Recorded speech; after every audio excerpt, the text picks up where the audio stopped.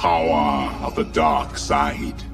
But you know, happiness can be found even in the darkest of time.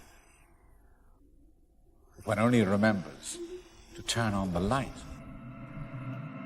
The beacons are lit, city! The beacons are lit! Night gathers, and now my watch begins. It shall not end until my death. Remember it well, then. This night. For in those memories, we live on. Do not cite the deep magic to me, witch. I was there when it was written. Call the banners. All of them, my lord. They've all sworn to defend my father, have they not? They have. Now we see what the words are worth. But take heart. Look around you. You're not in this fight alone. We face our enemy together. And together, we will defeat them. By all that you hold dear on this good earth, I bid you stand! Men of the West!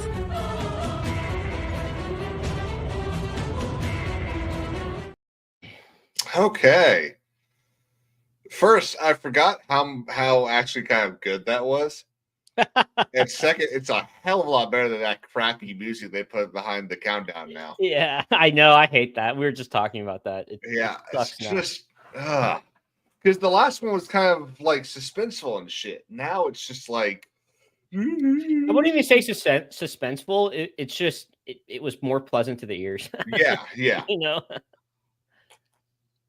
What's up, buddy? Oh shit! Is that Wade? I haven't seen It Wade around is for a long Wade. time. What's up, C&D Designs? Wade, that's racist. Yeah, it You don't is. do racism here. Wade's pulling a racism.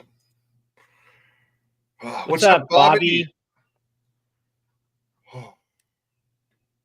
So we got the NFL draft tonight, dude. Yeah, How super excited are you? well, my interest in football cut. I draw the line at college, so Yeah, But it's- I get that. no playoffs. So a little bit more interested in that. What playoffs? NHL. Yeah, I don't think I'm pretty sure the Penguins didn't make it this year. Well, I thought. 7th in the division, I doubt it. Yeah. Yeah, seeing as their last game was a week ago, I think they probably didn't make it.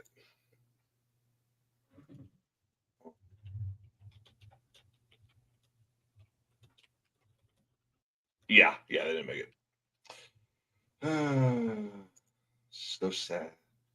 But yeah, no, I'm actually kind of excited for the draft tonight. South Carolina had a really good team this past season, and there's a decent chance this is their best NFL draft in years. What the hell is this? Real Wade Nation vlog and more. Buddy, you gotta stop with all the different accounts. Yeah, no one even kicked him. I think he just preemptively did it. C&D Designs. I like the way you think, buddy. Well, Star Wars is definitely dead. And it's X-Men's dead because brother? it got C Designs now. Oh, It's dead because it got apparently graped. yeah. Which still, I'm so pissed off that I just said it like that. It's such a dumb, like having to edit yourself for social media is so dumb. Wade, you gotta cool it, man. Yeah, agreed. Agreed, C&D. It's no bueno. Not much that's alive today, is it? You know what is alive? Your best friend. Neil Druckmann, right?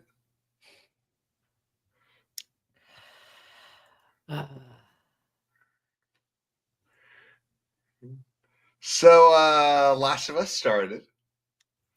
Yes, sir. Are you watching it? Hell no. What do you I mean? gave the first season a shot just to see how bad it was going to be in comparison to the show or the game, and that was enough for me. I was telling myself leading up to it, I was like, oh, I'll watch it, and then there's no point. I realized, what am I going to do? Sit there and waste an hour of my Sunday night every freaking. Or I don't even know the schedule. I think it's Sundays. Everything HBO puts out goes out on Sunday night. Yeah, that's what I figured. You don't have to waste it on Sunday night. You can waste it on Monday night or Tuesday night or it's Wednesday just not night. even worth it. What am I going to do? Sit there and the few hours I have left after work and waste an hour just for me to get fucking pissed off at? I don't like the. I'll tell you something that it did provide us, which is real nice. So we got to see Pedro Pascal die. I mean, I'm perfectly happy with him as Oberyn getting his face smacked. Yes, but he still did a good job. Like, he wasn't annoying when Oberyn. Yeah, died. agreed. I actually like Oberyn, and I like his. Yeah. I don't mind Pedro being that, but knowing who he is now, it makes it even better. But now you got to wonder: is he trying to become the next Sean Bean with all of these roles and dying? So you got Oberyn, you've got Gladiator 2, and now you got Last of Us. Yeah, I don't know, man. I think he's just like he somehow made it into that section of Hollywood where he's good with all the right people and just gets casted in these different projects. Because he has all the right opinions. I'm frankly tired of seeing him in literally everything. It's getting ridiculous how what was it? They say, like, 10% of Americans own 80% of the stock market, 2% of people do this, 10%, 13% of people commit another crime. All these stupid stats, and then you look at there's like 4 actors and actresses that are in like 80% of the movies. Yeah, that's pretty typical. I mean, to be honest, you think so? Well, the term household name didn't come out of nowhere. That's kind of where I'm saying. I mean, that's a fair point, but like, I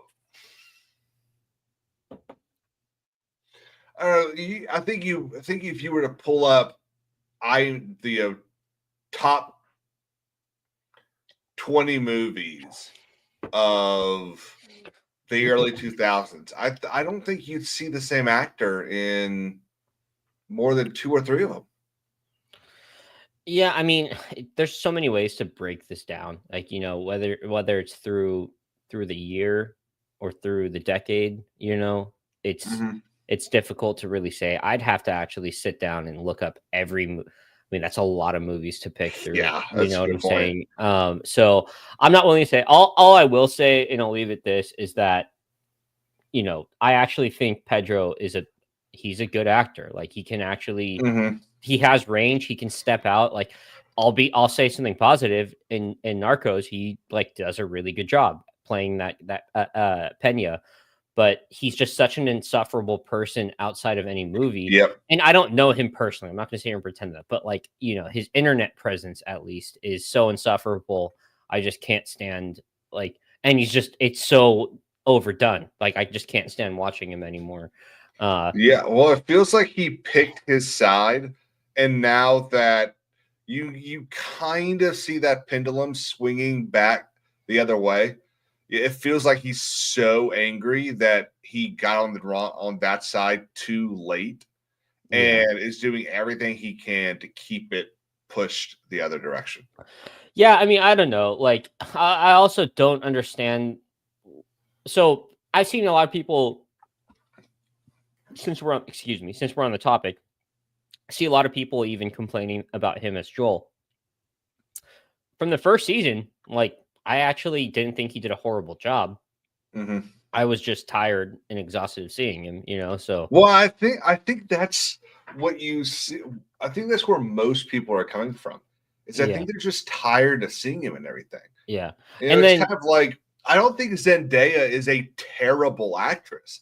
I'm I just don't- tired of seeing Yeah. her and everything. Yeah, I agree. Glenn 100%. Powell is not a good or bad actor. I'm just tired of seeing Glenn So, Powell in a lot of stuff. I don't have that effect with Glenn Powell. Like, don't? Okay. honestly, I don't. I actually, and I It like does his, help that the majority of what I've seen Glenn Powell pop up in is a genre that I'm not really interested in. and then also he's kind of more on the upcoming. Like, I didn't know his name before Top Gun Maverick came out, and then Yeah. all of a sudden I was like, okay, this is who he is. I still haven't even seen Top Gun Maverick, but yeah, I know it's new. Really? I need to sit down these weekends and just rewatch the first Top Gun and then hit that one. Dude, I immediately, think you know? I think I've watched. I mean, when I go to watch one of them, I usually end up watching the other one. I've heard that. And I just like my dad freaking loves Top Gun. Dude, so like I grew up watching the first one. great. No, I mean I grew up Yeah. watching it throughout my childhood. So like I just have to sit down as an adult now, watch them all the way through and get a better idea of them. Yeah. You know, but yeah, I don't really get that effect with Glenn Powell. The one movie I did see, I'm forgetting the name of it. He did this Netflix movie where he plays The Bodyguard? no, The Hitman. The Hitman, yeah. Yeah. Wait, that's the where he's like an assassin. Yeah. So yeah, I think it opens up it's a- where he's like he's taking photos of people, and then someone shows him. It's like, I need you to be a hitman. yeah, no. It's a little bit more complex than that. Like, Okay. he starts out as a PI, working for like the FBI or something like that, and then, or it might even just be local police. But then I don't know. They start somehow. I forget exactly how it happens, but he starts like doing hits for them essentially, I'm not remember. I only saw it one time. I mean doesn't make that's sense. kind of the hint that I got from it Yeah. in the trailer that I saw. Sorry, give me 1 second. Yeah.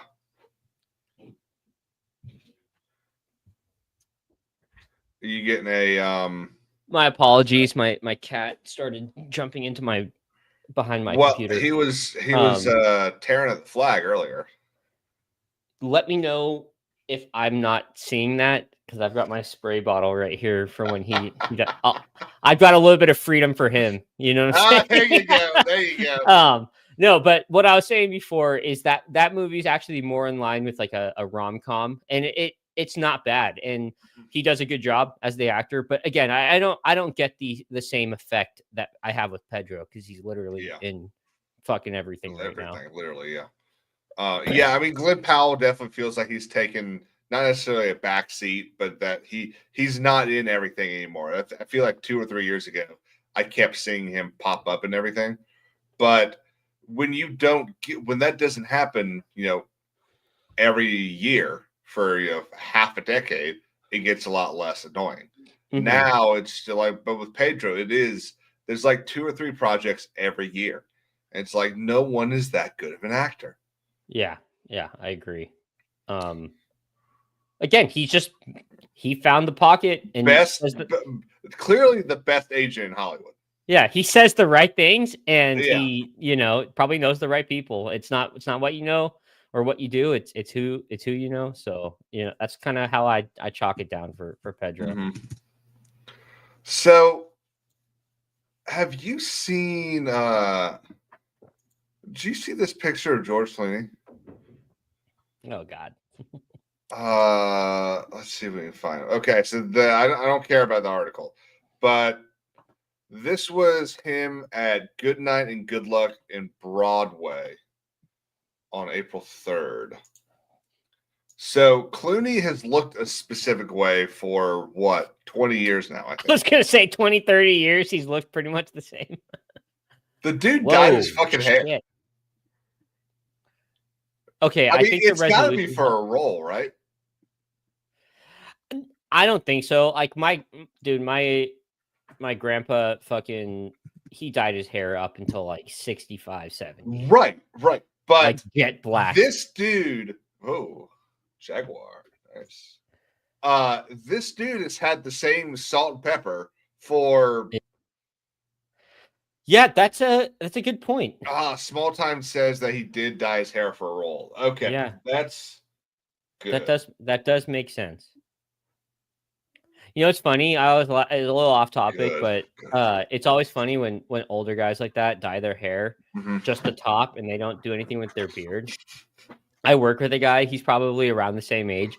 Like, it's like deep brown on the top and then just white goatee. Yeah, like you're like, damn, bro. Like, I mean, that's a look, but That's funny.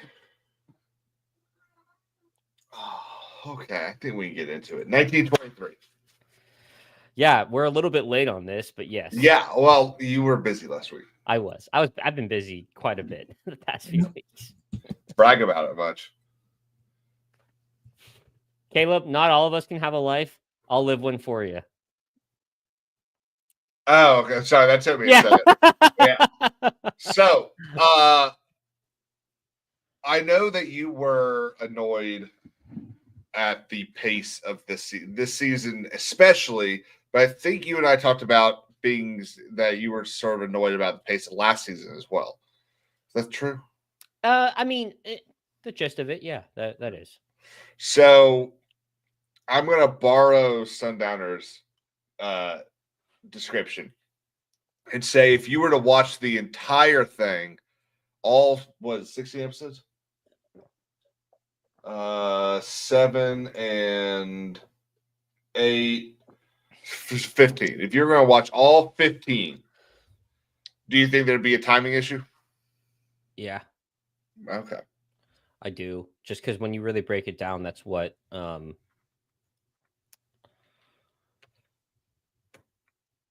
6 out. I mean, yeah,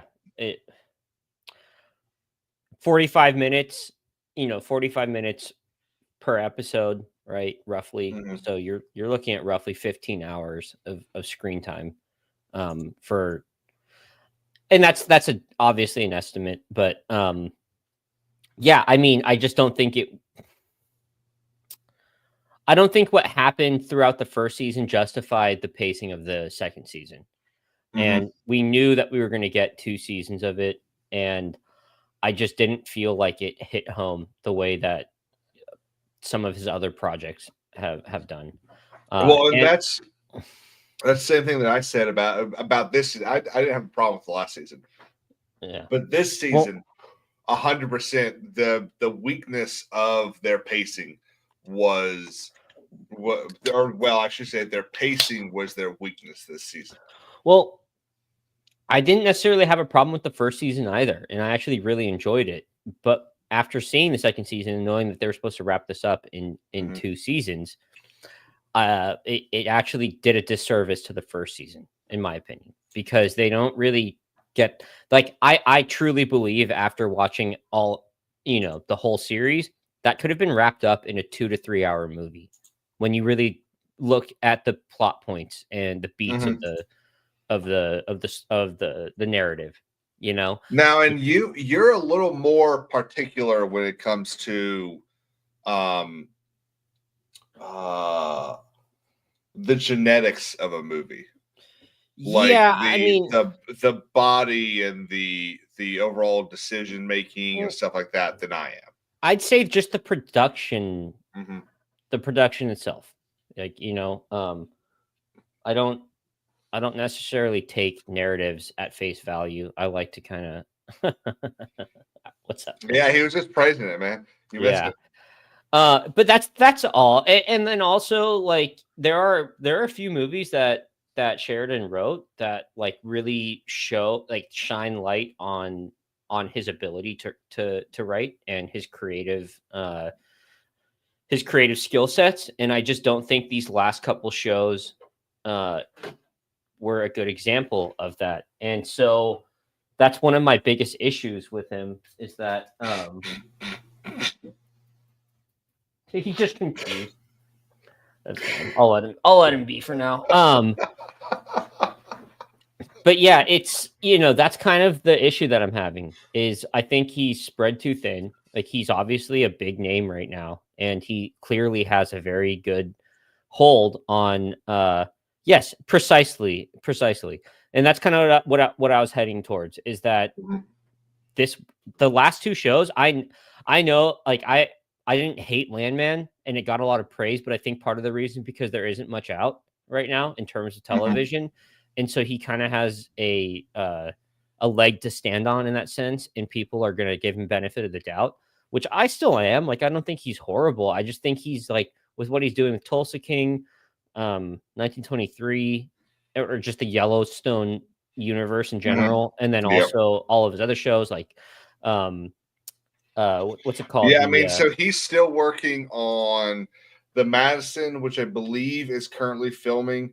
He's working on the 1944 show. The apparently the 6th season of Yellowstone is going to get folded into its own show that's going to be on the ranch at the end of Mayor Yellowstone.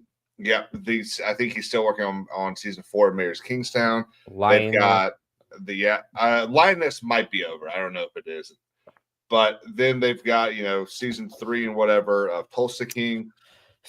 So he while he's also writing, what's the Comanche movie?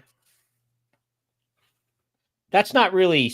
I don't think he's working on that right now. But it's Empire. But he's Empire of the Summer Moon. Yeah, I mean, I think he's probably jotting stuff down. But I think you're correct. I think correct. And then he's also still probably in that same spot for Sicario 3. Yeah, that one's so up. He's got he's got too much stuff, and his biggest problem is, and you can see this in most of his television. Yeah, I don't think you see it in a lot of his movies. I think he's done a decent job of knowing where he's going in his movies. But in a lot of his TV shows, you get a fantastic beginning, with the exception of Yellowstone, a fantastic ending. But it's the middle where he just kind of wavers on. I don't know if it's like he's really good at movies, and we know that just because you're good at writing a movie does not mean you're good at writing television. Look at Disney and everything else for the last decade. And that's kind of my issue right now with 1923 is, when you look at things like Sicario 1 specifically and Hell or High Water with Chris Pine. Yeah. Those movies are like straight to the point. Most of the scenes play play a pivotal role in the scene coming. So everything plays a part. There was a person that was describing how you write a movie, and I can't remember who it was, but you may have seen the interview where he was basically talking about how you get a lot of writers today that write and then, and that's not how you're supposed to write. You're supposed to write because of, therefore. Yeah, that makes a lot of sense. Do you remember who? Have you heard of that? I haven't, but it wouldn't shock me if it was Tarantino. But because a lot in almost every Tarantino movie I've seen, I haven't seen all of them. I think I've seen half of them. Everything that happens in scene 1 affects scene 2, and because of scene 1, scene 2 happens. No, and that's so. Me as a viewer, I've always kind of judged things based on you should show it, don't say it. And a lot of the times, especially with that's where we differ a lot. I definitely agree that there is a huge need to not sit there and explain everything to the audience, but I am a lot more forgiving with exposition than you are. Yeah, and look, I'm not sitting here saying every project needs to be like that, but when you break down a film versus a TV show, there should be a drastic difference in that. So when films tend to, when there's a lot of exposition and they're just explaining it to the audience in a movie, I think it's a lot different. You only have 3 hours roughly, right? Like 2 to 3 hours to tell your story. I don't want to be sit there and bored with why this happened. Like, just show me that it happened and have it connect to the next scene. That's kind of how I break things down when I'm analyzing a film. But I know that it's not. Look, episodes 1 through 3 for Star Wars do a horrible job with that, but because it's Star Wars, like I have a soft spot in my head. It wasn't Tarantino. Who was it? It's the fucking South Park writers. Still, you know what's interesting though, because you brought up Tarantino. I just watched a little short, and he was explaining television, and I kind of agree with him that like when it comes to television, it's basically all modeled off of soap operas. So like even the old soap operas, like you basically like the way he was explaining this was that like you're basically introduced to a set of characters. New ones can be introduced as well throughout the series, but you basically become invested in a certain set of characters, and what you're watching 80% of the time is interactions between these specific characters that's like the meat of what it is. Whereas with a film, it's more about, you know, kind of following the narrative of one character that becomes involved with other people throughout the movie. And I kind of agreed with him. And like basically, you know, like basically, yeah, television is about it kind of follows that soap opera thing where it's kind of a group effort in that sense, right? And it's just not I'm as butchering crazy. What he's saying. Yeah, it's just not as like out there unless it's Melrose Place. Yeah, you know, and Melrose look, Place you can kill and be attacked and do all sorts of stuff, but everything else, there's also a budget issue, right? Like per episode, you know, and depending on the actors that you have in there. I just think that Sheridan has the ability to write a really great show. Obviously, it's just I think he's kind of dropping the ball right now with the amount of projects he's on, and he'll create like he's kind of doing a George Lucas thing where he'll create the beats, you know, the plot lines and the certain like you need to get to. He's creating stepping stones and then handing off the writing to other to the I think the biggest problem he's had is so in the beginning of his rise. So let's talk, you know, season 2 of Yellowstone, season 1 of Mayor's Kingstown, season 1 of Lioness, season 1 of Tulsa King. When all of these things were coming out, he was writing everything, and that's why the first seasons and second seasons of things like Yellowstone, that's why they're so good. He was writing everything for sure, and then they decided, okay, we need to get someone to help work on Tulsa King, and they brought this person in, and Taylor just didn't like how I think she was doing stuff. He didn't like how she was like directing and kind of show running it all, so he fired her. And then I think they tried to do the same thing with Mayor of Kingstown, and I think that person ended up working out, but it didn't really start working out until like season 3. So you've got all these things that he's been like leading, and suddenly now he has some free time that I think I think what we're seeing is you've got 1923 that just came out that's finished shooting like 2 years ago, I believe. Or no, it did. It finished. I think they had to wait for the strike, right? I'm not sure. I haven't been following Tulsa King. No, 23. Oh, yeah, because that's why it didn't come out earlier, because what's his face had to get. They had to work around him doing Captain America. Also, I think a huge issue with how the story ended up coming out was because what was the situation where he couldn't film in Montana anymore and had to come down to Austin? Did you hear about this? No. So like, yeah, they didn't film in Montana, like, which is where I don't think they filmed in Montana for anything. It might have not been Montana specifically, but they had to relocate where they were filming. I know that if Sean was here, he'd be able to help us with that. Let's see.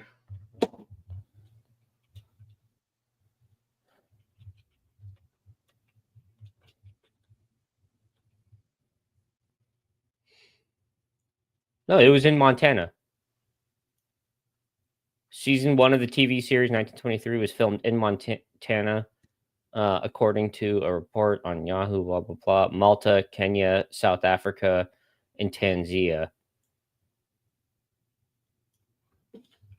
Okay. Huh. And then the majority of 1923 season 2 was filmed in Texas, particularly around Austin. And so where I was going with that is that that really affected, I think, the story because they lost some rights or something, something along those lines. And I don't want to go into the weeds because I just don't know the details and I can't speak on it confidently. But I think that really affected the story outcome because we had like basically half of this second season was about the Rainwater girl. I always forget her name. And the T, doesn't it?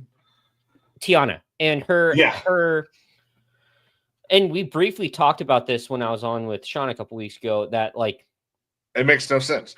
It also took away, and her story itself does. Yeah, exactly. It adds nothing. It's a cool story, and honestly, it probably could have been its own like mini series or limited movie or something like that. But it's probably about 3 hours out of this 15 hours that doesn't move the story of the Yellowstone anywhere. Exactly. There's absolutely nothing for that story. Well, and I think I mentioned it before. It would have I would have been okay with it if like her and her father or her and Pete end up in Montana somehow and like help out the ranch. I'd be like, oh, okay. So that actually adds depth to the story or to the Rainwaters and the Dutton story, right? Like when you look at the Yellowstone and how they ended up becoming adversaries. But if they were, if they were at one point allies, like that actually narratively adds to the conflict. Well, and that's the problem is I think we should have known from the beginning that it wasn't going to help the story because remember Rainwater, and I think the very first episode of Yellowstone talks about how his mother had told him he was Mexican, not Indian. Yeah, I forgot because so it would have made sense that because she does end up staying down there, doesn't she? She doesn't go back up to the exactly. But again, why did we need to see that? And so that's 100%. I think the reason that he included it is I think he's trying to. I think he wants to get this one more time. What's it called? Empire of the Summer Moon. Oh yeah. I think he's trying. I think there's some stuff that he's trying to get done with that maybe the Comanche tribe isn't playing along or something, and he's trying to make it look like he's more appealing towards them or something like that. So Kawana Parker is he was the last chief essentially of the Comanche. And he was in that area of Texas. And they name drop him. And I was pretty excited to hear that. And I think you're correct. But I also think it was he was forced to connect the dots in that sense with Empire of the Summer Moon based off of the fact that they couldn't film in Montana anymore. So he goes, okay, well, what can I do with the storyline that I'm working on right now? If I can't film in the location that I'm supposed to, well, I already have the Rainwater characters. I can create a story or a side plot that connects all of these so that, upcoming, I can kind of start introducing and foreshadowing something that has to do with them. But again, I could be completely wrong on that. I just think that makes the most logical sense is why we were given, I think you're correct in a sense that, he is kind of starting to foreshadow where he's going with that project, but at the same time, I think his hand was forced a bit. That's my personal belief. I wonder if I'm wondering if there's some sort of requirement in the rights that he bought, because you can lose rights. So I'm wondering if one of the reasons that the name was dropped is so that he could maintain the rights. That's interesting. I never. Of course, he only got him in January of last year. I think it'd be unlikely. For him to lose I think it's unlikely. Yeah, I think it's unlikely. I think I think it was more of a what's the word I'm looking for? Coincidence? like a carrot being dropped for fans Mhm. like myself and Sundowners, like who are really looking forward to, like, who would know. There's no other reason to even insert Kawana Parker Mhm. in the dialogue other than the reason of like kind of being like, hey, this is coming up. I don't see any other reason why, unless you're just a history buff for the Texas Rangers and that area and the Comanche. There's just no Well, reason that's why going you to would, be that's going to I putting the Texas Rangers and all that. That's going to be really interesting. I 'Cause am that's the formation of them. Yeah, and I am hoping that it's in a movie. I think Sheridan's strong suit in terms of writing is I agree. 100. I think it would be a mistake to do it as a TV show. It would. It wouldn't. You wouldn't do it justice. I mean, they were brutal. Like the Comanche were brutal, and then also the Texas Rangers and the way they handled them were brutal. I'm not an expert on this stuff. I've just lightly read about it, but I'm pretty excited for what he does with that. Mhm. So, overall, 1923. Good, bad, indecisive? It was good. I mean, I'll say that right now. It's better than a lot of the stuff we've seen. I was just like, as a fan of him, like I was disappointed with how it turned out. I missed this. How will Gray Pilgrim's life be at risk if Yeah, he I was watches Tulsa King? confused about that as well. Oh, maybe Buddy, he's are referring you to the okay? fact that I've given him a list to watch, and he's Mhm. constantly all of a sudden he's oh, I'm gonna watch this, and I'm like, fucking go watch Game of Thrones, go watch like all this other stuff. I need to see that list. It's most of the movies you already know that I like. Okay. That's really what it is. I've probably watched about 9% of that list. 90 or 9? 90. Have 90? you? Probably. It's a decent chance. Yeah. The thing is most of the movies Actually, it depends how long's the list. it's like 10 movies. Okay, now I've probably watched 50%. Yeah. Yeah. Okay. I was thinking because I gave someone a list Yeah. of stuff they needed to watch, and it was like 80 movies, honestly- 20 different TV shows. More correct me if I'm wrong, Pilgrim, but I'm pretty sure he's liked most of the things I've sent him. Yeah, well, I mean, I know what some things on that list are. They're not terrible movies. Yeah. But I'm aware that I have kind of a niche. It's sort of Interest. like what's the word that we use to describe those old directors? Austerities? Racist? Are No, not that. Not that at all. Oh yeah. I forgot. That's what The- that's what all the liberals on Twitter call them. Yeah. So there's austeres, which are like directors that think they know everything, Yeah. that they invented everything. You kind of remind me Yeah. of that in the sense that of like critiquing movies. Yeah, Cameron, Nolan, Coppola. So Uh, so I would not have put Nolan on that list until about 2 years ago. Yeah, Now, dude, I think, Scorsese. dude, he's the fucking king of the list. Yeah. Dude, did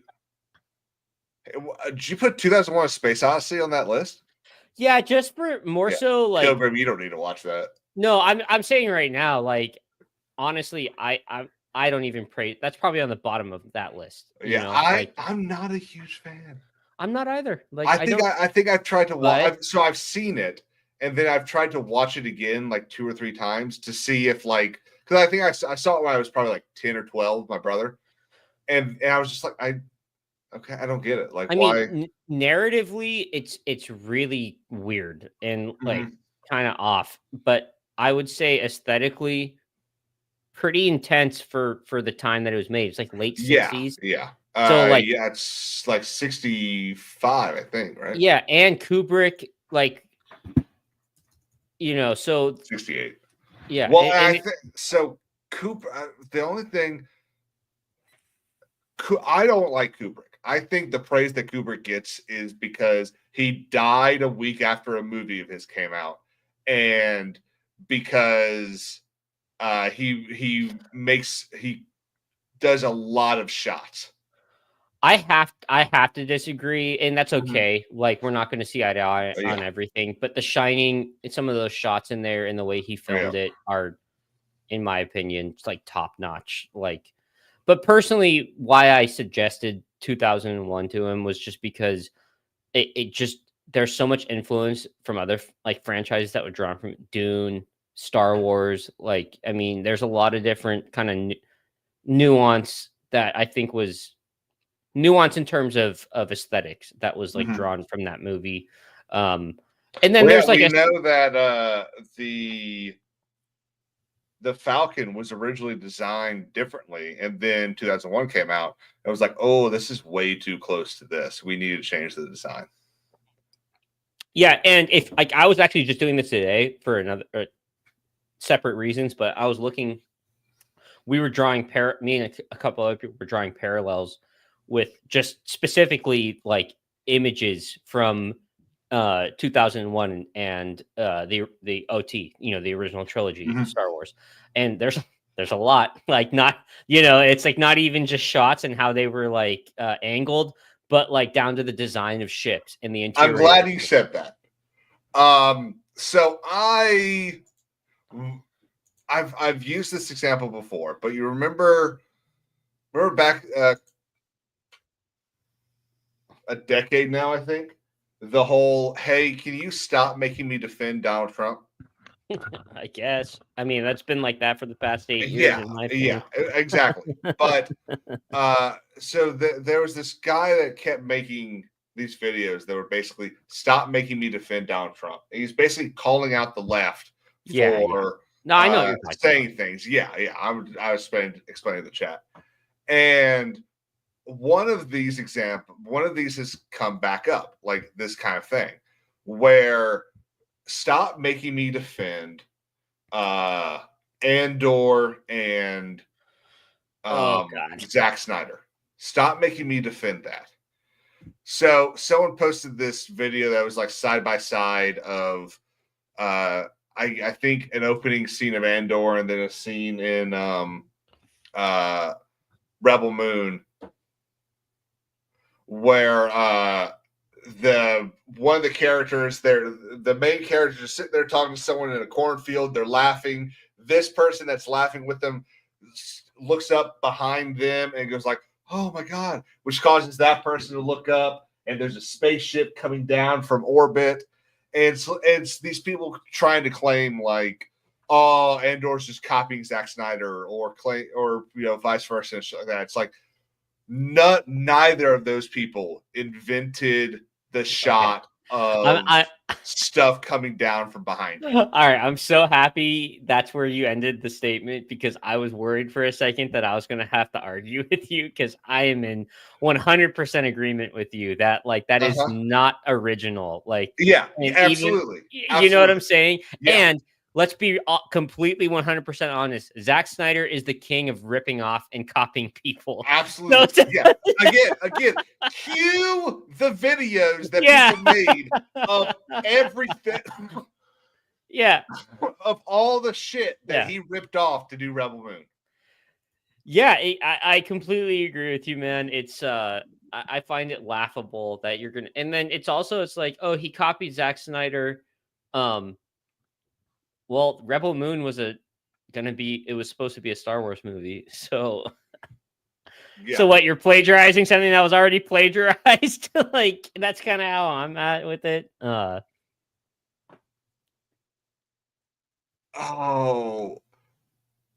Okay, I've got a new conspiracy theory for you. There you go. Let me see if this post actually exists. All right, keep talking. Yeah, it's I find it pretty funny though that just this whole situation with the copying of Zack Snyder.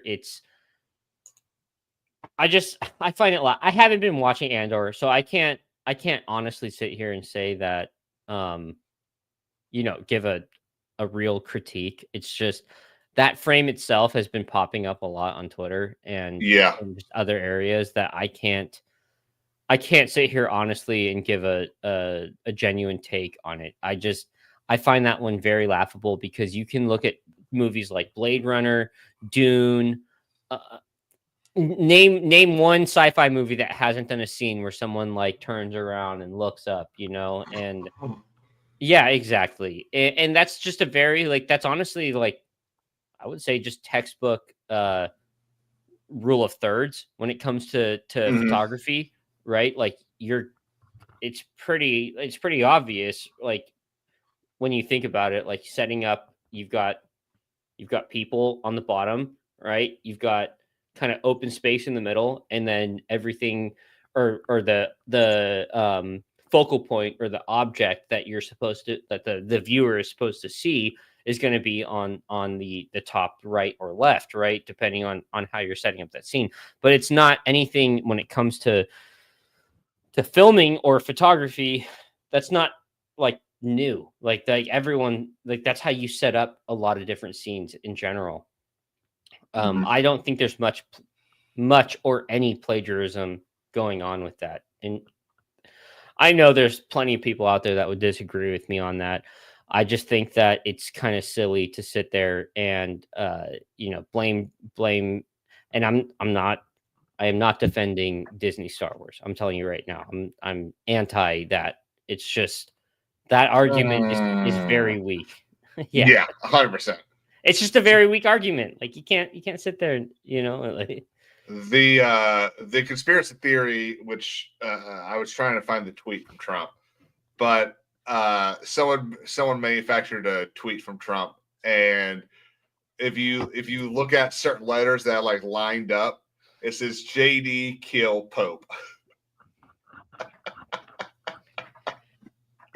That's a beautiful. Is that what you think when you think conspiracy? Is that what you think I'm into? Now, what was the one I sent you? What was that? It was the gaming one, right? What was it? Let me go. I have. Oh yeah, that I think it's about upcoming games.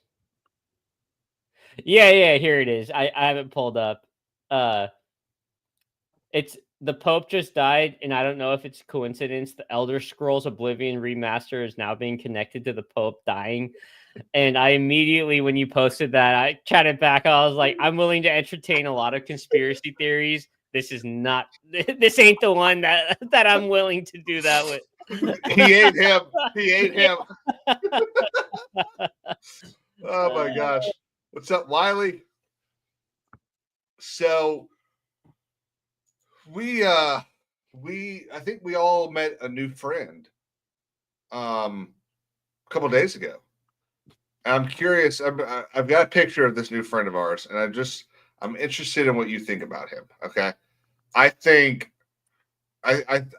he's probably a little bit slow, and I think we should be nice because I'm really afraid that he'll or she will try to talk to the manager.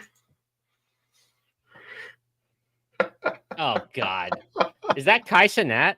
How shit is this, dude? Like, oh my God, what the fuck were they thinking? Yeah, one of our friends, she was like, yeah, like something about this just feels racist. Yeah. And then I made a comment that I was like, they somehow were able to give him a skin fade. Yep. Uh-huh. Yeah. I'm trying to see if I can find like a picture of like Schwarzenegger's Predator and then this one side to side. And oh yeah, I got you. No, I actually just did something like this. It's not a side by side, but they can. This scares me. No, I mean, should I be afraid? No, you shouldn't. But here, let me share screen.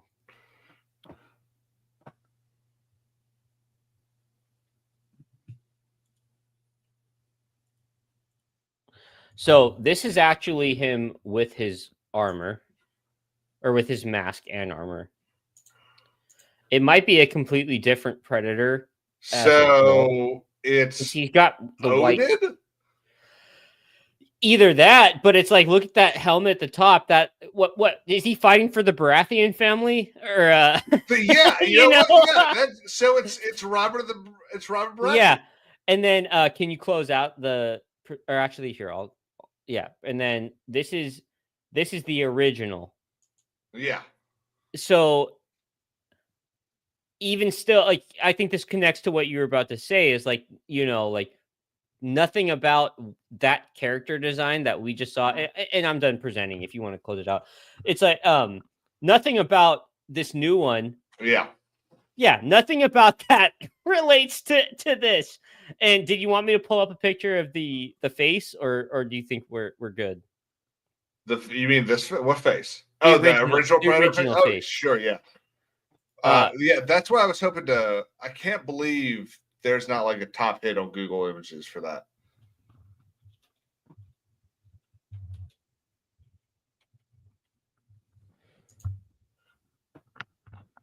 No, I mean, it's this guy right here.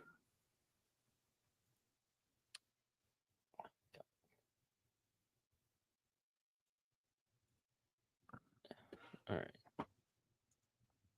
Hold on. So this is that Predator armored up, walking out of a speeder of sorts. But that looks like a ship, like a shuttle. Yeah, but like he looks like fucking Ares. Yeah, no, he looks like something out of Skyrim or Elden Ring. Yeah, it's fucking like Ares, the god of war. That's what he is. And actually, I'm thinking this is the Predator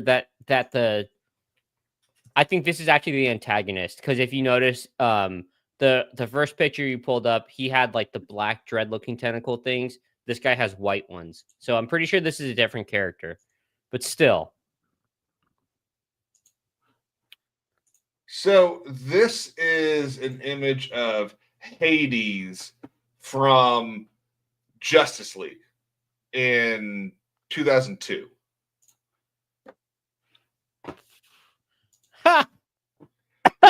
It's the same fucking thing. That's pretty good.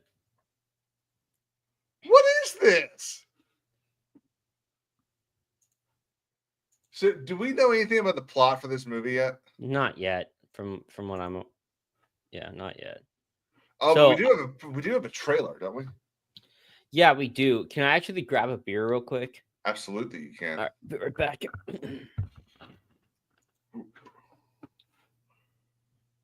Okay. While he goes to grab a beer, I would be loath to remind everyone. I do have a Discord. The link is in the description. And I will be there. It is. It's also right here. Feel free to join. Just fun time chatting, talking about movies and TV and video games, sharing your shit, all that kind of stuff. Everything else that everyone else does in their Discords.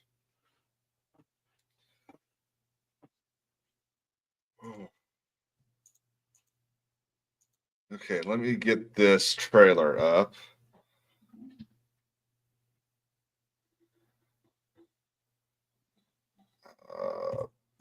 Predator Badlands.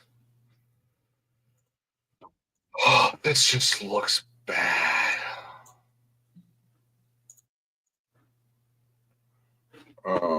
There's one thing I want to pull up live. Let's see. Predators.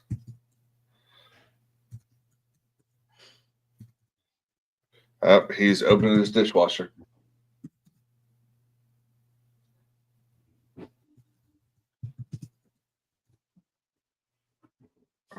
Okay.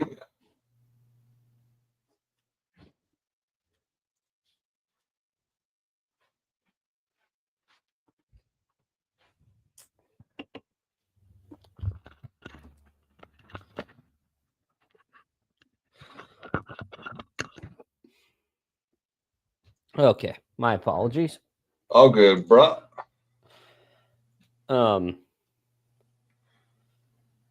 Okay, so this is there's the face of the original Predator. Let's see, present share screen. And of course, it opens on a trophy case, much like Predator 2, the trophy case that they had, where you had multiple human skeletons, you had alien, xenomorph. I always thought that this was going to end up being another Predator that they killed. Some sort of dinosaur, and then this and this, that, and so. This was the one that he killed recently in the movie, and then this was an old one, obviously. But let's look at this. I've seen some images already. Obviously, apparently, this one in the middle is supposed to be from Independence Day. Yeah, what do you think about it? You think that's true? I think that's just fan theory. I don't, I honestly, I think it's very unlikely that they're connecting. Yeah, my guess is that. So who makes Predator? I couldn't tell you. I'm a fan of Predator. I'm not like a diehard. Well, I think that's fine, bro. The studio is 20th Century, which means it's Disney. And the Independence Day, I think, is Universal.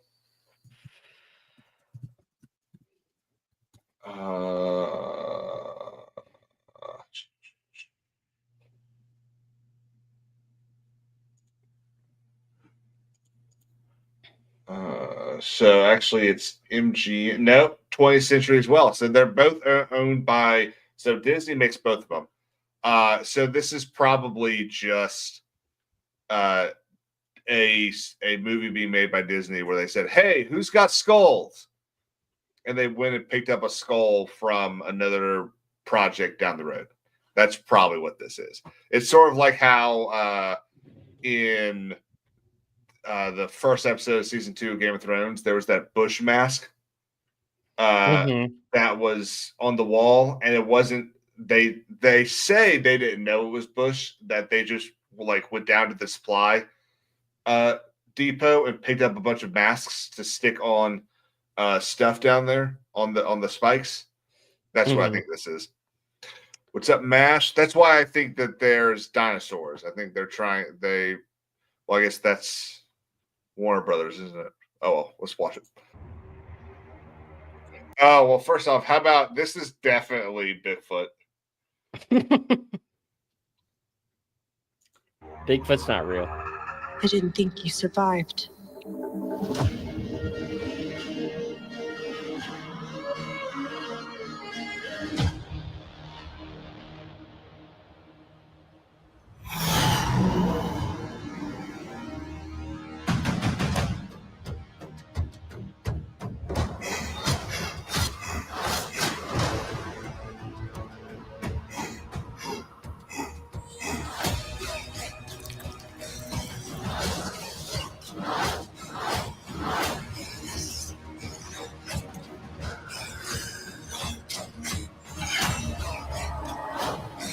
You're hunting something that can't be killed.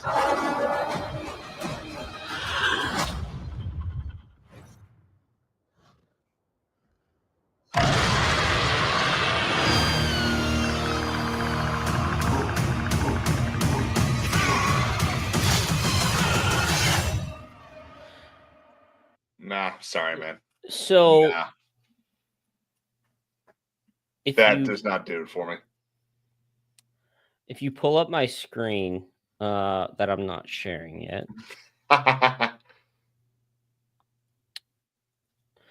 So what Pilgrim was talking about, how this is apparently going to kind of feed into a new AVP. So I can't find the post I was looking for, apparently that scene in the trailer, Uh-huh. she's some sort of Android. android that is from the Alien series. Mm-hmm. So, or franchise. Well, so they've been a thing, a shared universe for like 40 years. right. Wayland whatever corporation has been a thing in both universes for a very long time.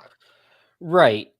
But where Pilgrim was coming from is that this is the connective tissue for where they're going to move forward with it, because I even saw somewhere before too that there's going to be a new AVP coming up soon.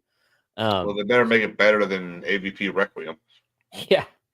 I think AVP was incredible. The first one, even with the whole, and it's because it was 05 and you hadn't seen it all the time, but even with the female power boss and the chick that ends up fighting the queen, like that, I thought that was fucking awesome. Yeah. I really like AVP. It might be my second or third favorite of those. And dude, I think Predator 2 is better than Predator. It's been a long time since I've gone through that whole franchise. Same. I've done it once, but it's been a long time. I can't sit here and confidently speak. Actually, you know what? I actually did it. I think about a year ago, just before I moved here. I think I went through all the I went through like Predator 1, 2, Aliens, and then AVP. I didn't go and watch, the Predators and Prey and shit like that. But I do really like the idea of Prey. I think Prey is a solid idea. I would not have gone with either just a female Indian or if I was gonna make the human a female, I would have given her more people, kind of like they did in AVP. She has a bunch of people that she's just the last one. It's just so hard for me to sit down and take that movie seriously when you're dealing with an alien that has a spaceship and all this advanced technology and gets killed by literally a Native American.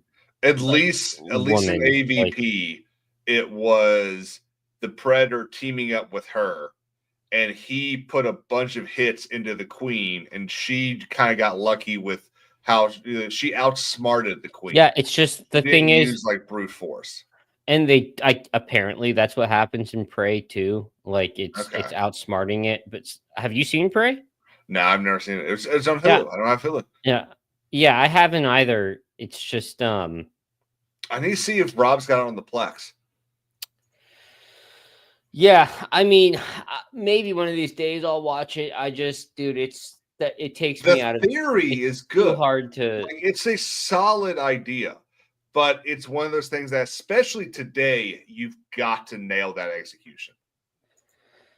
It would be a little bit more realistic if a team of them are taking. And that's what I would have done. I would have had a team of them, even if it's 3 dudes and a girl, or mix it up however you want. But I would have made it a team, not just a singular. Yeah, it's not even just the female aspect; it's the fact, the difference of technology. Let's be real. Well, it's kind of like it's like the whole ballerina thing. Yeah. I think ballerina is going to be really good. But one of the reasons why I think it's going to be good is because if from the little bit in the trailer, it looks like most of her power is going to come from fucking gun. And then also, like, dude, the aliens or the Predator's mask has thermal vision. Mm-hmm. One dude or chick that has a thermal sight and a sniper rifle will kill a native in like a few hours. Yep. Mm-hmm. Like you can't especially because and then someone will say, well, Schwarzenegger, they didn't have that. It's like, no, Schwarzenegger was working for the CIA. He absolutely was smart enough to go, how is he seeing us? Oh, maybe he can see how hot we are. and that's why he puts mud on himself. Yeah, like yeah. it's pretty clear, but it's also 1967. Like we're talking 1730. Even in that Prey. has Hollywood plot armor on it. The Mhm. fact, and it's Schwarzenegger. Like obviously like the hero has to win in that sense. But like so even that is challenged, like theoretically. But like it could have been a dude still in Prey, and I'd be like, that's so stupid. Like I don't understand. One of them survived. No, there should be a team of them. Yeah, That's so dumb. Exactly. And maybe it's kind of like did you play the Ghost Recon Wildlands game?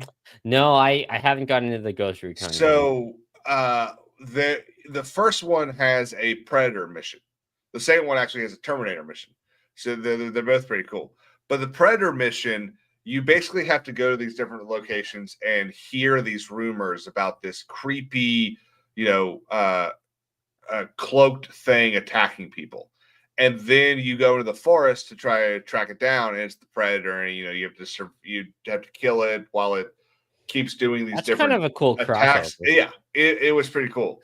But you've got to kind of glitch the game to win, because you've got to position yourself so that when it runs at you, you can roll out of the way. And it is a pain. I think it took me about 7 or 8 tries and probably about 15 minutes each try. You know what I'm surprised they haven't done yet is a Predator game where you play as the Predator and you have to go around and take out like different compounds or whatever. Or I would play the shit out of a game like that where you get all the tech. Gotten is that I'm thinking Splinter Cell with as the Predator. Like you're the Predator, but Splinter Cell style gameplay, right? So the closest they've gotten is Aliens versus Predator. And you play as both an alien and a Predator. And there's like an alien campaign and a Predator campaign. Yeah. And it's basically trying to get to the same thing at the end for both of them, but you're killing each other as you go through. And it's pretty fun. I wish they'd make another one, because it's the kind of thing that you could, like, I don't remember ever really being scared in that one, but that's one of those games that you'd have me on the edge of my seat going, oh my God, I really don't want to turn this corner. That'd be awesome. Yeah.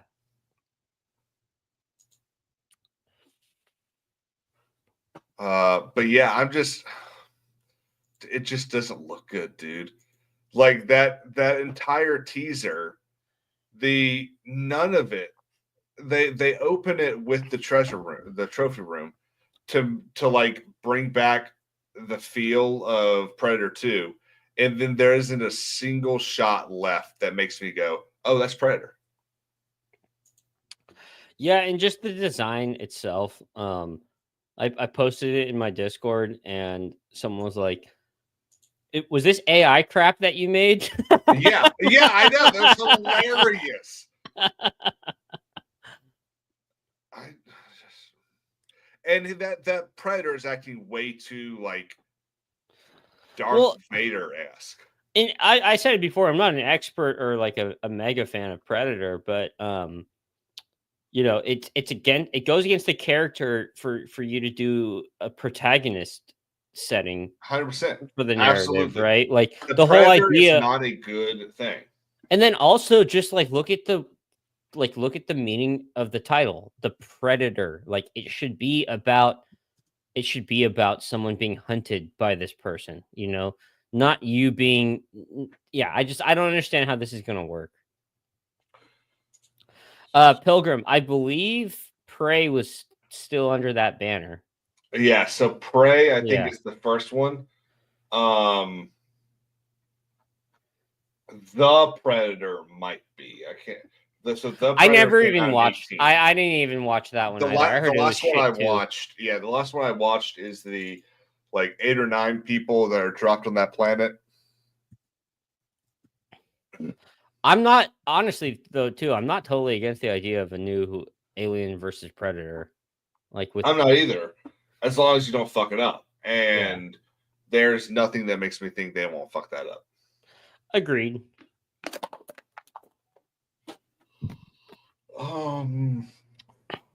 So again, stop casting people that don't make any sense. Why is Ella Fanning in this movie?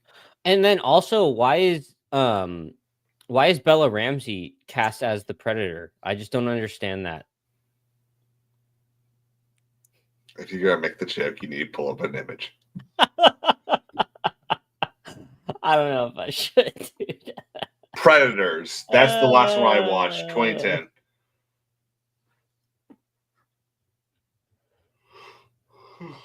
I'm not okay with it. It's more people making things that don't understand what they're making.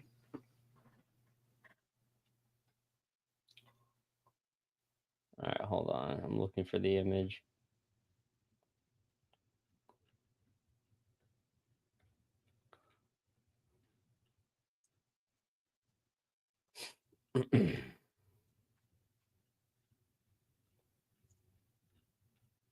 So Sinners. Oh no. Yeah, screw the joke. I didn't see Sinners. I don't plan on seeing I haven't Sinners. either. I don't excuse me while I have a fucking stroke. I haven't seen it and I don't think I will see it, but for no reason than I just don't really feel like seeing it. You know, I'm hearing that there are people claiming that it's like racist towards white people, and I don't from what I've seen, I don't really understand how you get that. So I was listening to, and this is probably not the best source, but I was listening to. Oh shit!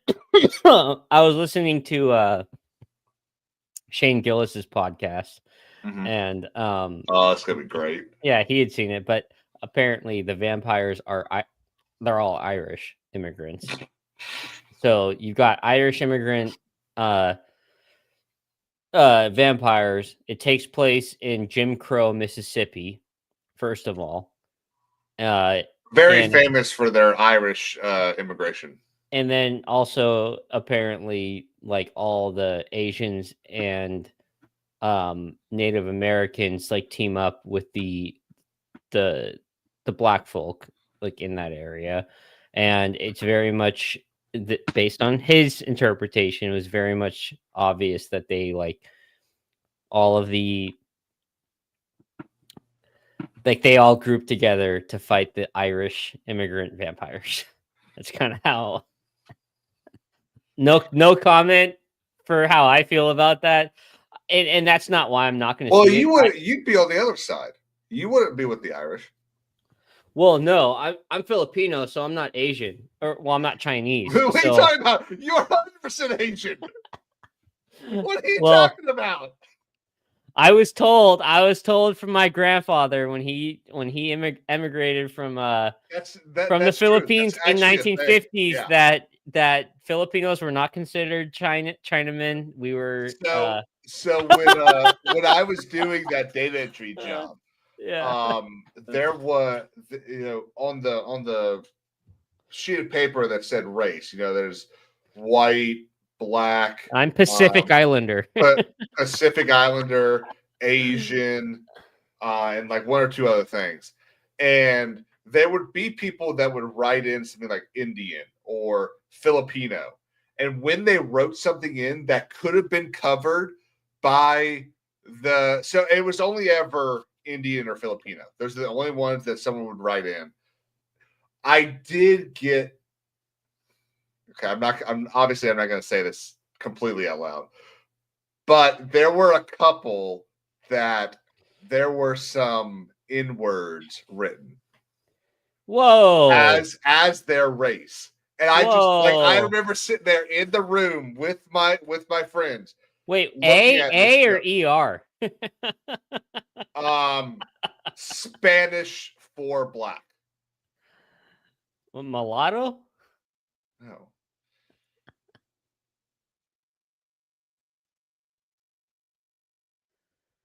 Sure, I'll just say I agree. So they would.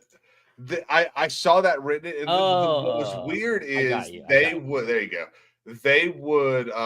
It was the patient writing in that in. It wasn't like the doctor or something. I just remember thinking, why would you write that? Well, maybe they're Dominican or. But with the when someone would write something in that obviously fell under one of the bigger categories, I always put them in the bigger category. Yeah, of course. So like, so someone would write in Filipino, and it would annoy me because I'd have to sit there and look for Filipino, and so I'd just go, screw it, Asian. And no one ever yelled at me. Yeah, I mean, I've always considered myself Asian, so. But yeah, you know what it comes down to? Because, dude, it's sitting at like 98, 100% on Rotten Tomatoes right now. Yeah, it's people that are watching it love the movie. I know, but like when it comes to the critics and why it's being rated so high, I just think it's because it's got that DEI stamp on it, and I hate to say. Sure, you could look at me as like a pick me or whatever, like right, like or a race traitor, like that people like to say. But dude, that's so fucked up. I mean, but it's not like that's not inaccurate. I'm gonna be real with you. Like that 100% happens, especially with right. No, I'm saying talking about people like that, like saying you're a traitor to your race. Oh yeah, 100%. Like this movie or that movie. I 100% agree with you. I also 100% believe that it's only getting the ratings it is because of the director and his race. I agree. So I think I think one of the reasons that, and I'm going to make this claim having never watched any of his movies, but I think one of the reasons that every single time Jordan Peele makes a movie, that but this is Coogler. This is Coogler. I know. Okay. But I'm making a similar example. Almost every time that Jordan Peele makes a movie, it gets praised. Yeah. And it feels like it's praised because he's one of the few black directors that people like. And I'm actually happy you brought that up because so that I can be canceled. No, I was going to do the same thing. I was going to say, like, I saw Nope in theaters, like not that good of a movie, but it got a lot of praise. And then also, I mean, I didn't see Get Out and the other one that he's like well known for, but like these movies aren't like groundbreaking or these insanely good films. I think it's the same. It's of the same idea that if you put down on your college resume or job application that you're a certain race, you look a certain way. Yeah, like you immediately like, oh well, we need more of these. It's the same thing with women too. Like you know, in predominantly male roles. You apply for a job and you say you're a woman, they're gonna like immediately want to hire just so that they can say that they hire. Like so. You know what comes out next Friday? I'm pretty sure you're gonna remind me. I think we should go see. What is Rust? What is Rust? Rust is the movie that Alec Baldwin killed a guy on. Oh shit! I thought that's already been out, and it's finally coming out on next Friday. Oh shit! Yeah, a movie that a director died from, or a cinematographer died from. Yeah, I'm gonna go see that. Fuck Alec Baldwin, dude. Like, yeah, Alec. Well, it's gonna be great. Basically, I think everyone's review of that movie needs to they need to just be doing yada yada yada. About 4 minutes in, all of a sudden you hear, Alec Baldwin killed a guy. I was gonna say they should actually have that as the header. Movie that someone died from. Okay. Well, it's like you've seen the Norm Macdonald interview on The View in like 2000, right? Where he's talking about how Bill Clinton killed a guy. And Joy Behar is like, no, we cannot talk about that. Remember that? I don't, but I'm going to see that. Yeah, send it to me. People know, but yeah, there you go, Pilgrim. This movie kills. Yeah, this movie slayed. yeah. The thing that irritates me about the whole situation is like, obviously both of us are Second Amendment advocators and how he handled it. Well, he's sitting there like, talking about guns and politics all the time, right? And then this happens. He goes, well, it's the prop guy that fucked up, not me. And it's like, well, if you have guns on any set, you should probably know how to use them and just proper gun safety, right? Like, you didn't check. Like, that's what I'm saying. Like, I don't understand how, like, you can't sit there and pass off a situation like that onto someone else when you were the one holding the weapon. Am I incorrect? I mean, I just don't understand it. It's cowardly, in my opinion. Like, I get being kind of scared that you're going to end up in jail, but if he had just from the very beginning been like, "This is what happened. I'm so sorry," I think it would have blown over a lot quicker. But he's throwing blame at other people, right? And then he has his wife. Remember his wife, who's been speaking English for all 30 years she has been alive, suddenly couldn't speak English, so that she couldn't talk to reporters or anything like that. Well, and also he's been a huge advocate of like America needs to ban assault rifles and all this other bullshit. And it's you have no idea what you're talking about when it comes to firearms, all this other things. And like, I'm not saying all of the blame goes on him. Like, the prop guy 100% should have. How does that even happen that a live round gets put into a prop pistol or whatever? Like, I don't even understand how that could have happened. But at the end of the day, it did.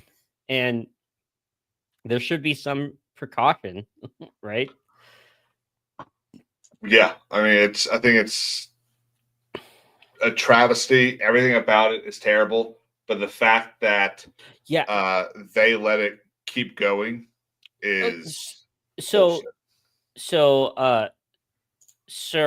Jack Whitepine brings up a good point. I was going to say that the same thing. The Crow. It's already happened before in a Hollywood setting.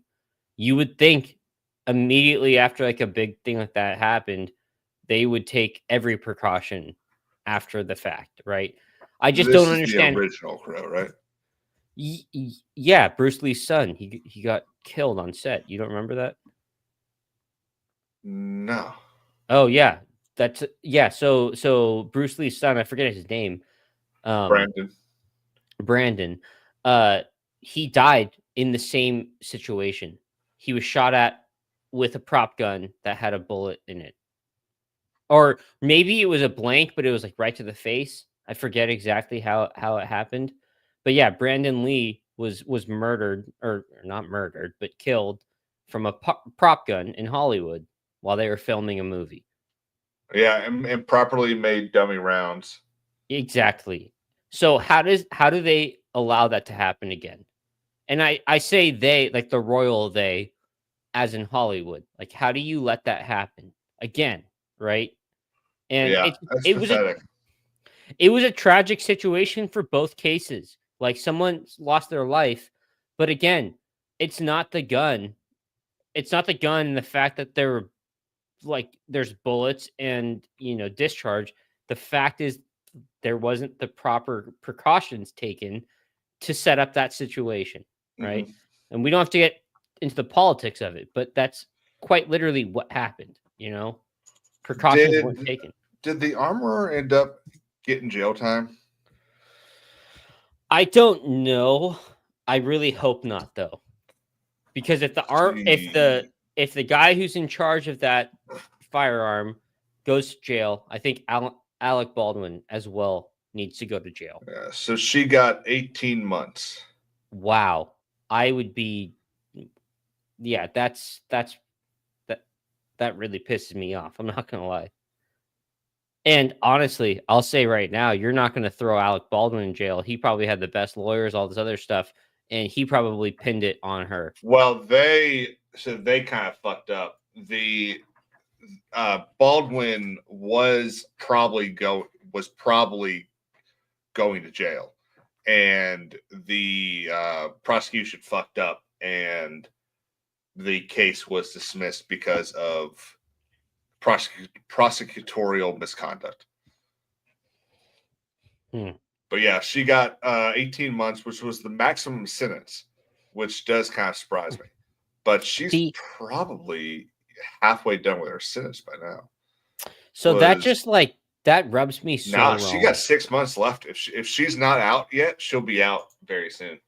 That rubs me so wrong, and I think Alec Baldwin should be blacklisted in my opinion. Like, and your movie's going to come out. That's enough for me to. Well, and she so the husband sued Baldwin and the production company, and took a settlement. And part of the settlement was that he becomes a producer on the movie. Like the husband? Yeah. That's kind of creepy. That is a little creepy. Yeah. Yeah, like that's what you want out of the lawsuit is for you to make a lot of money. Yeah, I did. I think the whole thing was somebody called somebody and got in touch with somebody because out of principle, I'm not watching the movie, to be honest. Like I thought that was already like gone in the wind. I mean, well, it should have. They should have stopped the entire thing. Yeah. I mean, are you going to watch the movie? Honestly, I'm almost tempted to. I don't know. It doesn't feel right to me, but I completely get where you're coming from, but it's just one of those things that I'm almost tempted to watch it. I definitely don't think I'm going to go see it in a theater. Which is where that's actually where I can tell you right now, I'm not going to the theater to see it. That's where most of the money would be made anyway, is in the theater. I'll sail the 7 seas to watch that. I don't even know if I would be willing to do that. Honestly, it's just let's see how long is the fucking movie. And if I'm not mistaken, I'm pretty sure. I remember seeing a clip of Tarantino. 2 hours. Tarantino actually agreeing with Alec Baldwin that it was on her for doing that. But dude, it doesn't matter who was in charge of the firearm and the bullets or the ammunition. At the end of the day, you're holding a firearm. Like, check it. Yeah. I think that should, like, that's what I'm saying. Like, you know, the actors should also be aware of, like, you're holding something that could potentially kill someone. You should know every in and out of how that firearm works. Mm-hmm.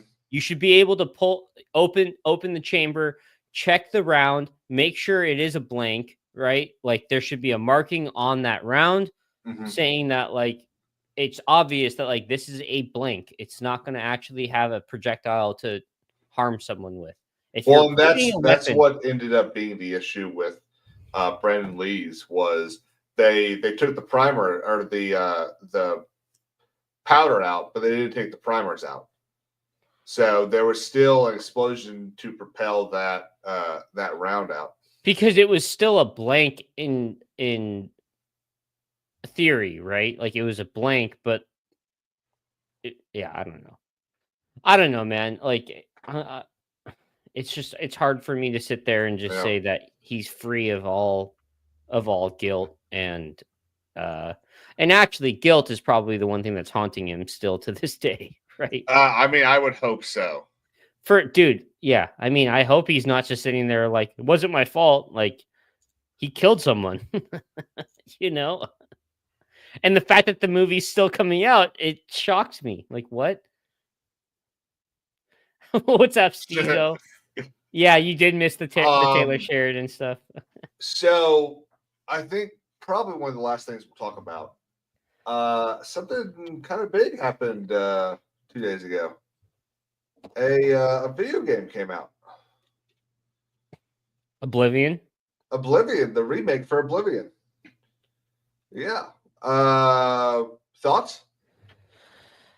I think we kind of lightly talked about it already, but I don't have an issue with the type A, type B characterization when you're creating that, and type A, type B was changed from female to male. Yes, the female, when you click on type B, which is the female, it's an androgynous. I still like none of that was in my head. I'm first of all, I'll start this with I'm a huge Skyrim fan. You know, I love that game. Mhm. Played the shit out of it. Never played Oblivion, so I was excited when this just I've never dropped. played Oblivion either. So it's not enough. It was not enough for me to be like, I'm not touching this game because it's DEI. In fact, I know many games that were way more DEI that I've still played. One of the ones that you're playing, or God of War. Yeah, I'm War. fucking loving God of War. I did Big too. fan so far. God of War franchise as a whole, at least the modern God of War, not the older ones, much more DEI in your face type of stuff. And we lightly talked about that as well. Oblivion did not affect me in that way. I'm having a fun time. I'm only so you're playing it right now. Oh yeah, I was playing it before we started the stream. So how's it feel? Does it feel like a new game, or does it feel like it's just okay? No. It plays old. It looks modern. I'll say that. Okay. It looks modern. Is the gameplay? It's fun. The mechanics are fine. Stuff like that. Reminds me of Skyrim. I have encountered my first glitch. One of the side characters that I'm on a mission on the main story. You know, you can choose to either send him away or he follows you. I actually just got into the Oblivion, which is like basically the Gates of Hell thing. Yeah, it's like a hell, you know. So he got stuck on a rock. The character that was supposed to be following me, and we go through and do this. I had to literally go back and find him, and he was stuck on a rock and was just like frozen. And then I had to I killed him. So I'm sure that's going to affect the gameplay further on. I'm sure when I find the person we were supposed to rescue, there's going to be like, well, why are you wearing his armor and all this other stuff? And like, that's annoying, but like, it's kind of stuff that's expected when you're doing a remaster and it's an old game. So this is probably going to piss Stetso off. The reason I have not played Oblivion yet is because I cannot play a game that looks as bad, in my opinion, as the original Oblivion looks. I think the original Oblivion does not look good in 2025. So this upgrade is something that I'm very happy about. I think that more games should. I think we should get Master Chief collections of more shit. I was gonna say I was confused there because I've seen a little bit. I've seen people do comparisons. To me, I didn't. You know, both of us we didn't play the original. To me, they're night and day differences. You know. Yes. Yeah. So this is very different from the 2003, 2005 game. Yeah, about 20 years. Yeah, and I'm not going to play a game today that I can that's 20 years old, 10 years old, 5 years old, whatever, that I can play a better looking version of it today. I'm not going to go play the original Mass Effect when I can play the Legendary Edition. Right. And the only changes are I can't see Ashley's ass. I mean, that's not worth it to me. Yeah. I'm honestly just like I normally don't buy remasters typically. I'll just like, you know, either I had fun with the game and I'm moving on, or I'll just wait till a new installation of that franchise comes out type of person. This one I was like, I've never played Oblivion. I've always wanted to. It's disconnected from the storyline of Skyrim. Yeah. None of them are connected. It's funny you bring this up because there's talk right now that they're doing a God of War remaster of the originals. Well, and that's what kind of pisses me off about doing this now is I was hoping to wait until that came out. I was hoping they were going to announce it at State of Play. I was too. That's why I watched the whole thing. Yeah, and when they didn't, that's when I decided, fuck it, I'll just go ahead and play God of War. Which I'm happy you finally did, because I know you and Jim myself and Jim were both kind of telling you to play the game for a while. Yeah, so I mean, dude, it really is. The only thing that annoys me, the only thing that annoys me is the bastardization of the Norse mythology. But I understand. You've got to make them the bad guys because you've got to make them worthy of killing. I'm good with it. I just prefer the original myth. I know, and I'll leave it here. I won't spoil anything, but that's not even the worst part of the bastardization. I know. I'll leave it there, but I will say the storyline and the arcs of the characters are so good. I'm willing to look past the DEI bullshit that comes in the next one, but they do the same kind of bait and switch that like I'm pissed off about. I thought it was entertaining. So. They do the same thing that Ghost of Tsushima is doing, where it's a bait and switch. The first game is like no DEI, and then the second game is like full DEI. They do that. We don't know yet. We do not know yet. Again, what do we say? A female protagonist does not in of itself make it woke or DEI. Yes, but all the signs are there. So I will say a lot of the red flags are there, but I do think you need a story trailer to tell you whether or not, and I don't remember if one's come. Actually, we do have a new trailer. Yeah, let's pull that up. I will say though, dude. Oh, that's creepy. It's on my suggested. If you played the first one, I haven't yet. It's. I'm telling you right now, if you were invested, 4 games down the list. I've known you long enough. I guarantee you, dude. If you had played the first one by now, you would be in this pretty much a similar position as me. Yeah, so I almost guarantee that. Depending on what comes out, because it's going to be, I'm going to finish God of War, and then by then, I think, I mean, you know where I am. Am I finishing God of War this weekend? Actually, where did you leave off? Just like tell me storyline. So my son's a big old dickhead. He just started stabbing Baldur, and I just got out of Helheim with my kid, so and he's it depends. Apologized for being a dumbass. Did you do the at Helheim? Did you do the whole what's the word I'm looking for? Challenge of fighting all the different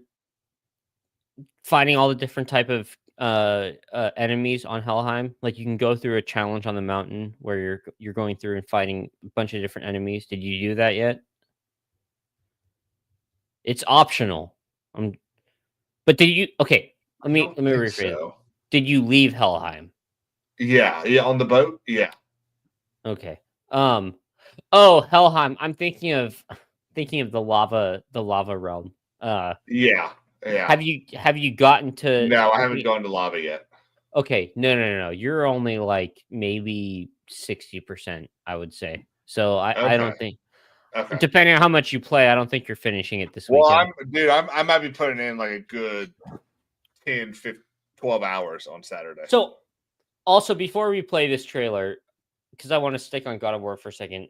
Are you doing as many of the side missions as possible, or are you kind of trucking through the story? Kind of. So I let's see. I found a couple of the tomb or the chambers. I fought a couple of Valkyries. I haven't killed any Valkyries yet, but I'll definitely kill one of them. I'll kill that first one in Freya, underneath Freya. I'm definitely gonna go kill her. She's gonna be easy to kill now.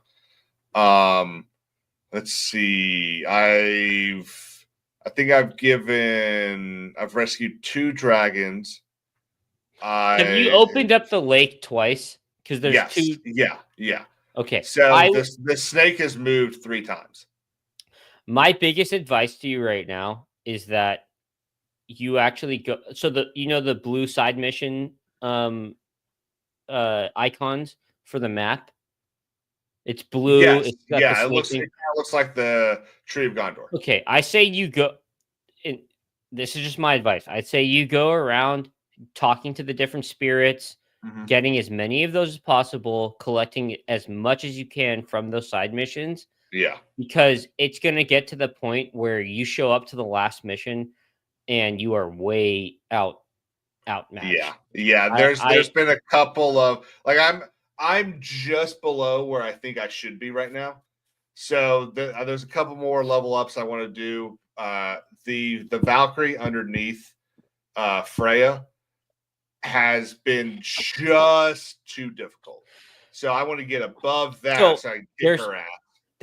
I'll be honest with you. I've Yeah, played through the first one twice. I never 100%ed it. I never beat all the Valkyries, but I did beat 6 of them. Okay. I think that's important to do. Because if you can beat 6 of them, you're at that point where you can fly through the last like 10-15%. Is it here are the 6 you want to beat, or just as you find them, see if you can beat them? Well, because you're gonna have to go to there's 2 realms. One of them's the gas. I forget. I'm horrible with the mythology of it. Mm-hmm. But there's one. What color is it? Yeah, there's a realm where there's a bunch of poison gas all over. Mm-hmm. Have you encountered that realm yet? Not yet. No. Yeah. Well, I mean, no, probably not to the extent that you're thinking of. No, you would know the realm I'm talking about. Like the whole thing is basically an optional realm to travel through. Okay, and I haven't gone to any realms that are optional yet. You have I'm pretty sure you have a lot to do still. Okay. I'll just say it will do you justice, dude, by taking literally like 5 hours. It sounds like a lot, but it's not. Doing as many side missions as possible with the blue icon. Yeah. You just go around, you track them down. If you get annoyed, back out and go do a different one. Yep. Go around, kill as many things as you can, that type of thing. Go do as many side missions and complete them as you can, and like level your Kratos up, because like you'll get to a point in the game where you're getting frustrated because you're just not like I haven't the only instance of that near the very beginning. I tried treating it more melee, and that was getting annoying. So I went back to doing like a heavy range, and then going up to hit them, and that sort of like I did with Dark Souls, and that has worked really well.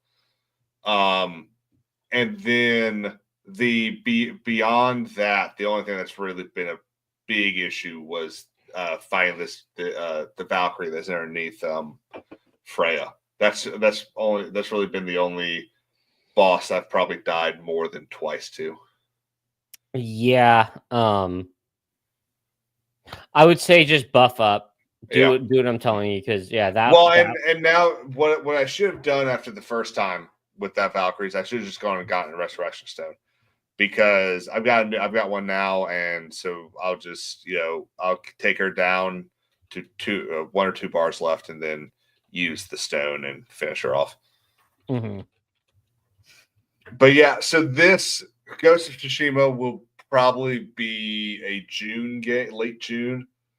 Yeah, because I'll finish God of War, and depending on where we are in May, I will probably then start Oblivion. If we're early May, I'll start God of War 4, I guess is what it's called. It's just Ragnarok. It's kind of its own, and then the DLC for it is called Valhalla, right? Yeah, I still haven't done Valhalla. Okay. I need. And then after that, I'll do Doom, and then Ghost of Tsushima. Yeah, I'm excited for you to do Ghost. Yeah, give me 30 seconds. I'll be right back. So yeah, I mean, everyone now has my calendar. The thing that's kind of upsetting about this is after Doom, there isn't really anything new game wise that I can think of that I'm really at all interested in. Let's look at the video games coming out in 2025. Let's look at this real quick. Oh, well, September we've got Borderlands 4. which I'm definitely going to get. Let's see, April 24th. So I was kind of interested in Clair Obscura, but I'm not playing a turn-based RPG game in 2025. I'm beyond that. I'm past that. I think turn-based combat is a what's up, Sundowners? Is a what do you call it? A mode that has gotten real old. But in May, yeah, I think Doom is the only thing that I'm at all interested in May. June.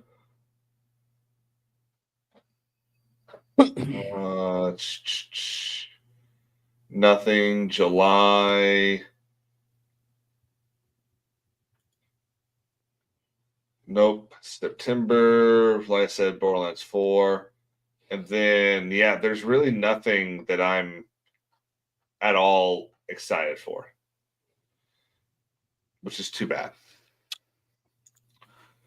Okay, let's watch this.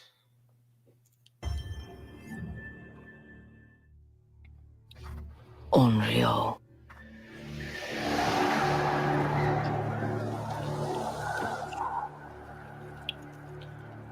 A wandering spirit seeking vengeance.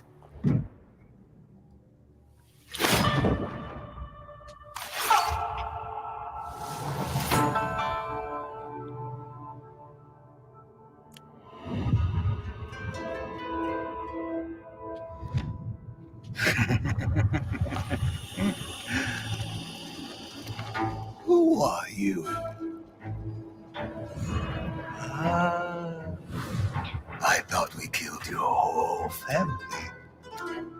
The snake.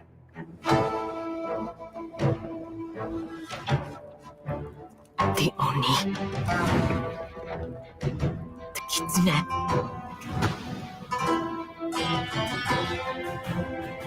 The spider. The dragon. Lord Saito. What are we going to do with this one, Saito?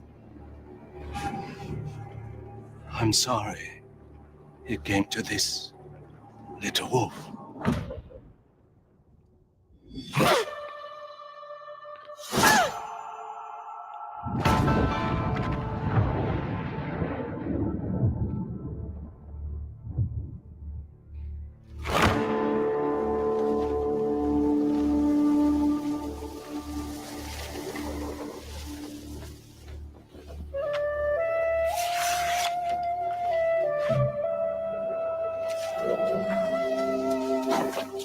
Situ Rainu. Why do you always call me that? It means one who is easily lost in the hunt.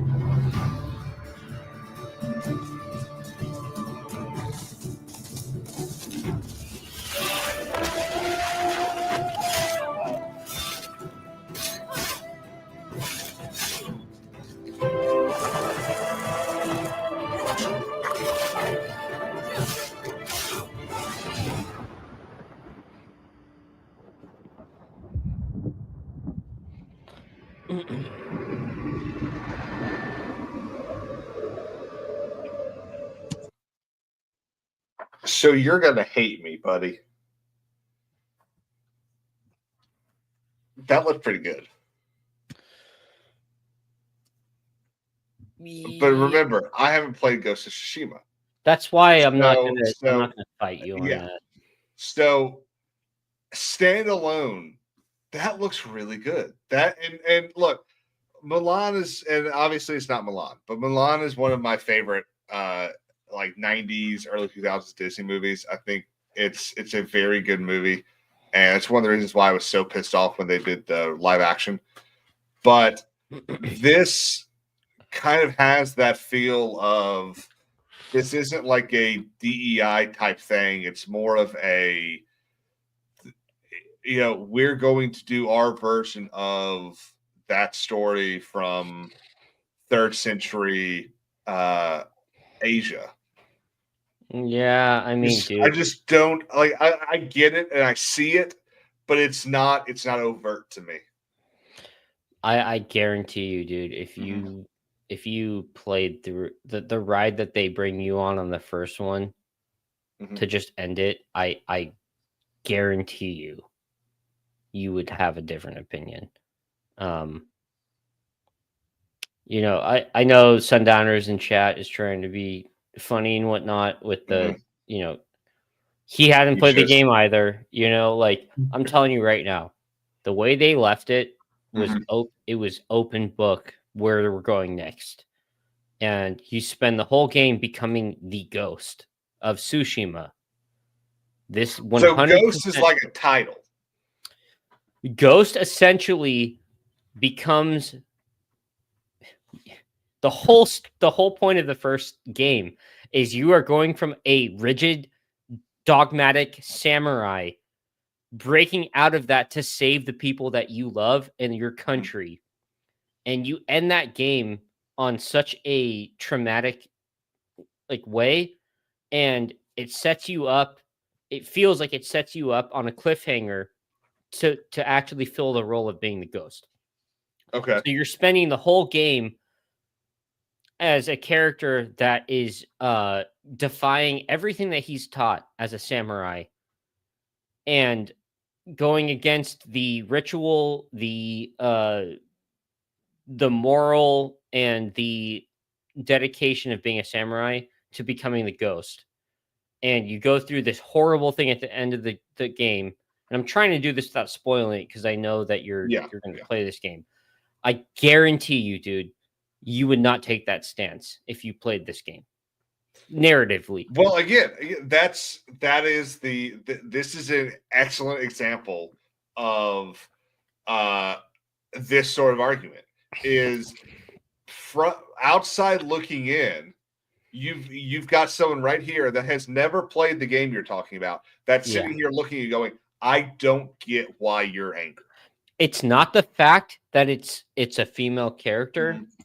It's actually more the fact that you spend the time investing in a character of Jin and investing in Tsushima, and then now it's Ghost of Yotei. So I told you this before. If the third game, they do another standalone, whether it's before or after this time period, we can talk later about that. Yeah. But I'm sorry. She jumped out. It's not that it's a female character. It's the fact that they're not giving us a chance to flesh out the rest of the story of the first character. Yeah. And have they? I know that they. I think they did a bunch of interviews when the original trailer for this came out. Did they mention no? The plan was always to tell that story for him and then move on. Or? No, I've seen nothing about that, and without spoiling really anything that has to do with the story. You basically you start the story with fighting the Mongols, and then they kind of tease you with the fact that you're then going to fight the God, what is the council? The samurai. There's an actual there's a high. It's super big on hierarchy, right? Like the samurai hierarchy. I'm super. You watched. No. I did not watch it. No, on Hulu. I did not watch it. I thought you did. I did not. No. You know the show I'm talking about, right? Yeah, Shogun.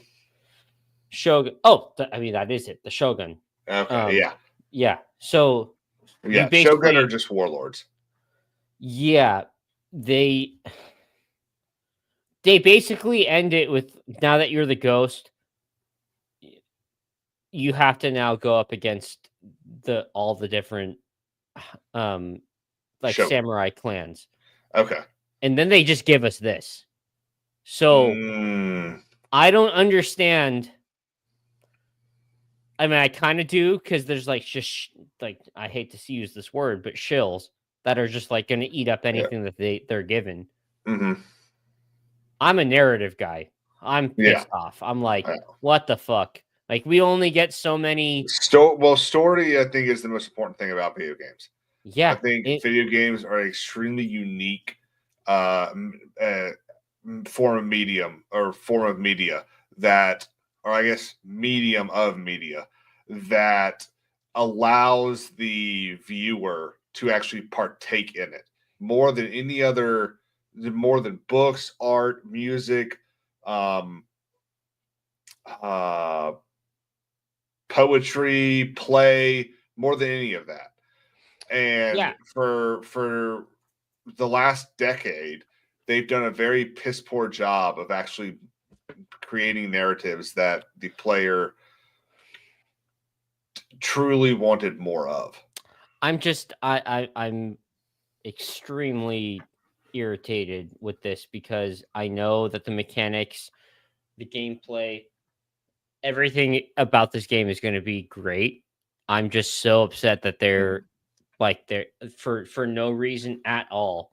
They are discontinuing the story that we all fell in love with, and just expect you to be okay because it has the title of Ghost.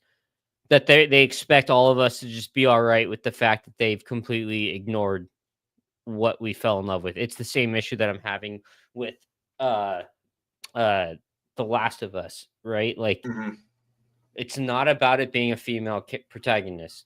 They are ignoring where that story should have gone, and it actually works better if you continue the story than them doing this standalone thing. So